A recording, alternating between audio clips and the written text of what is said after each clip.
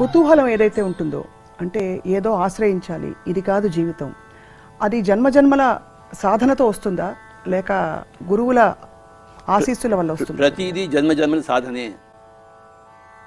మీ జన్మ పరంపర వేరు, నా జన్మ పరంపర వేరు కనుక ఇప్పుడు మీరు వేరే, ఇప్పుడు నేను వేరే. ప్రతి ఒక్క మనిషి అనేక జన్మల సముదాయం. భగవద్గీతలో శ్రీకృష్ణుడు వారు చెప్తారు, బహూనాం జన్మనామంతే జ్ఞానవాన్ మాం ప్రపద్యతే. బహూనాం జన్మన్, ఎన్నో మానవ జన్మలు ఎత్తిన తర్వాత తనని తాను తెలుసుకుంటాడు.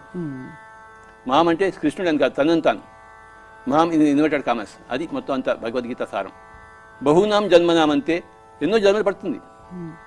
మొట్టమొదటి జన్మలో శైశవాత్మగా ఉంటాడు, తర్వాత బాలాత్మగా ఉంటాడు, ప్రౌఢాత్మ, తర్వాత వృద్ధాత్మ, తర్వాత విముక్తాత్మ, తర్వాత పరమాత్మ అవుతాడు. అందరూ పరమాత్మలు అవుతారు. బాలాత్మగా శైశవాత్మగా పుట్టి కొన్ని వందల జన్మలు తీసుకుంటుంది.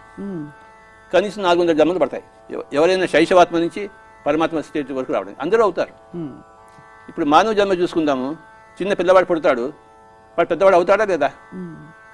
అందులో ఆశ్చర్యం ఉందా? పెద్దవాడు అయితే, పెద్దవాడు కాకపోతే ఆశ్చర్యం ఉంది. అందరూ పెద్దవాళ్ళు అవుతారు. అలాగే ప్రతి శైశవాత్మ పరమాత్మ అయి తీరుతుంది జన్మ పరంపరలో అనుభవంతో.